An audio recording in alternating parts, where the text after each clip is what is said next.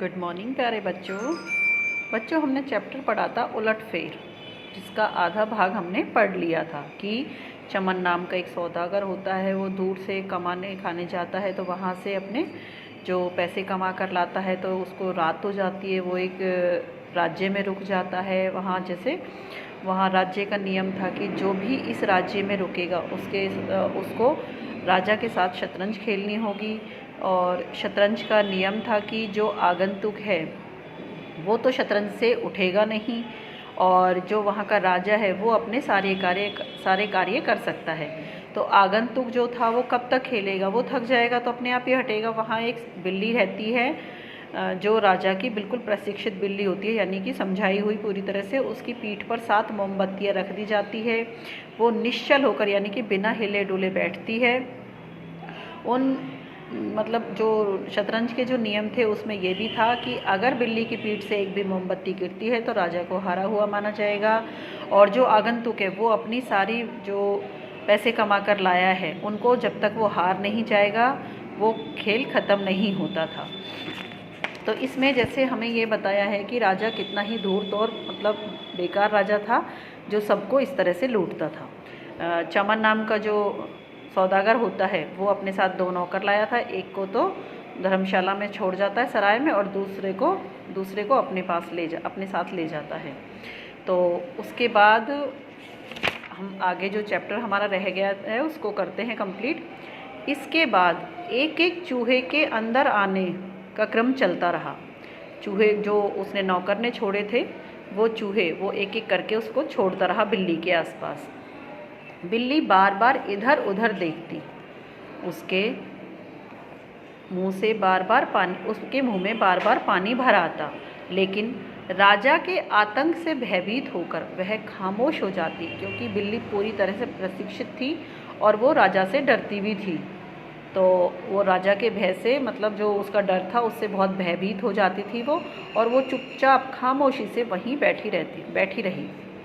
इतनी ही देर में बहुत सारे चूहे एक साथ अंदर आ गए। उनमें से कुछ बिल्ली के बहुत निकट भी आ गए। अब बिल्ली के जो सब्र का बांध था वो टूट गया था। अब उसको खामोश रहना असंभव हो गया था। उसने उन चूहों पर लपक कर आक्रमण कर दिया, क्योंकि क्या नियम था कि अगर बिल्ली के पीठ पर से एक भी मोमबत्ती गिरी तो राजा को हारा हुआ माना जाएगा। तो वो क्या करती है कि इतने चूहे आ गए थे कि बिल्ली का खामोश रहना असंभव हो गया।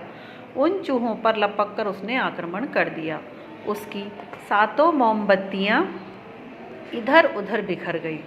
अब उसका राजा का जो नियम था वो तो टूट चुका था। राजा ने यह सब देखा तो वह आश्चर्यचकित रह गया। उसको बहुत ज़्यादा आश्चर्य हुआ कि ये क्या हुआ। बिल्ली तो इतनी ज़्यादा प्रशिक्षित थी और ये इतना ऐसा काम किसने किया है। उसके हाथों के तोते उड़ गए, उसके चेहरे पर हवाइयाँ उड़ने लगी, क्योंकि अब उसने अपने आप को हारा हुआ समझ लिया था।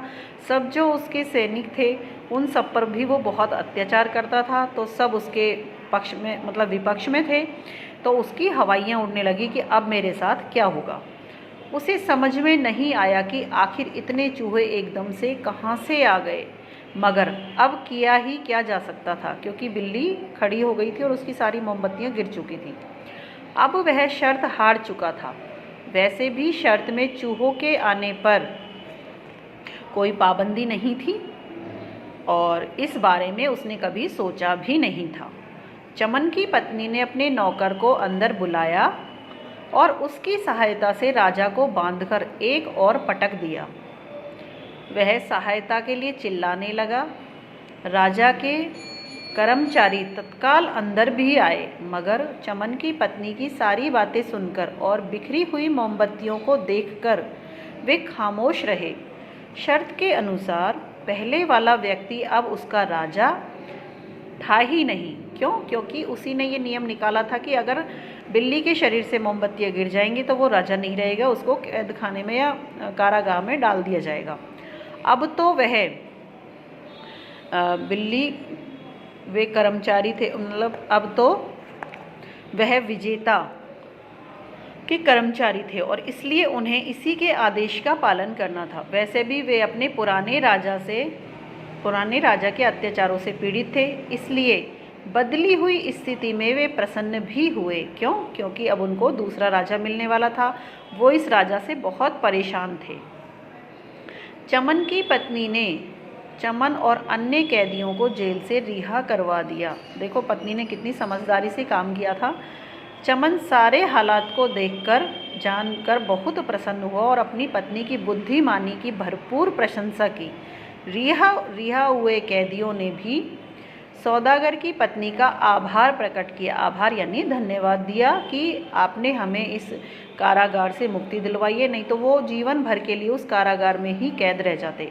अब चमन उस राज्य का राजा था और उसकी पत्नी वहाँ की महारानी थी। चमन और उसकी पत्नी ने बड़ी ईमानदारी से जनता पर शासन किया। अब देखिए कैसे उलटफेर हुआ, कैसे तो वो राजा था और बाद में उसी को ही कैद खाने में डाल दिया गया। तो ये होता है कि जब हम दूसरे पर अत्याचार करते हैं तो उसका कभी तो अंत होता ही है।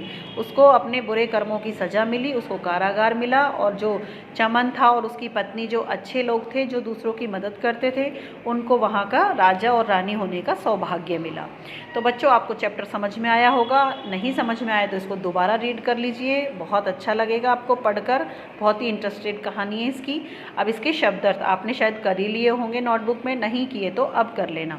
सुदूर बहुत दूर, सराय धर्मशाला, उपस्थित हाजिर अवधि समय, प्रशिक्षित सिखाई हुई, विवश मजबूर, वेश पहनावा, आक्रमण हमला, कारागार जेल, मुनाफा लाभ, अद्भुत अनोखा, निश्चल बिना हिले डुले, पूर्ण रूपेण पूरी तरह से, अत्याचार जुल्म, प्रारंभ शुरू, आतंक भय, आभार धन्यवाद। इस तरह से ये हमारे शब्दार्थ हो गए। अब देखिए मैंने आपको मौखिक क्वेश्चन भेजे थे, वो शायद आपने अपनी नोटबुक में कर लिए होंगे।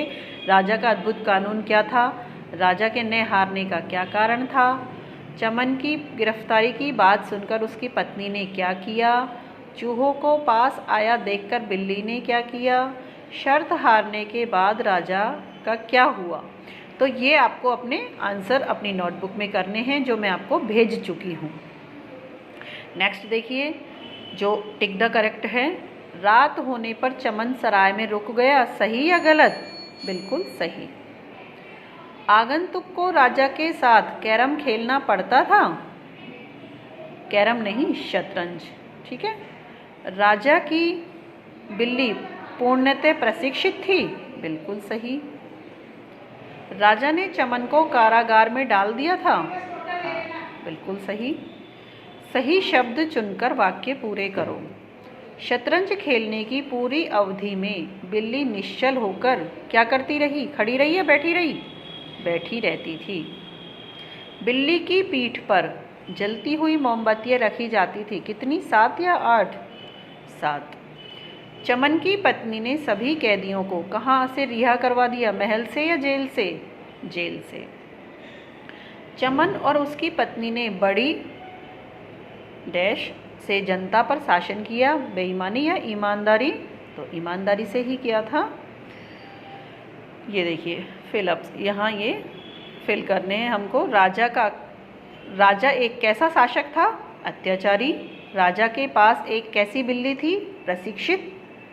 राजा आगंतुकों का माल हड़प चुका था, तो यहाँ आगंतुक आ जाएगा। नेक्स्ट देखिए अपना, बहुत सारे चूहों को देखकर बिल्ली ने क्या किया? आंखें बंद कर लिया, आक्रमण कर दिया? आक्रमण कर दिया। इसके क्वेश्चन आंसर्स। अब ये प्रे उपसर्ग लगाकर नए शब्द बनाइए। प्रे प्लस शिक्षण प्रशिक्षण, प्रे प्लस शिक्षित प्रशिक्षित, प्रे प्लस हार प्रहार, प्रे प्लस यत्न प्रयत्न, प्रे प्लस स्थान प्रस्थान। तो ये आपको प्रे लगाकर यहाँ उपसर्ग बनाने हैं। अब नेक्स्ट क्वेश्चन देखिए बच्चों। दिए गए रेखांकित शब्दों के समानार्थी शब्द प्रयोग करते हुए वाक्य को पुनः लिखो। वह आधी रात तक घर से बाहर घूमता रहा।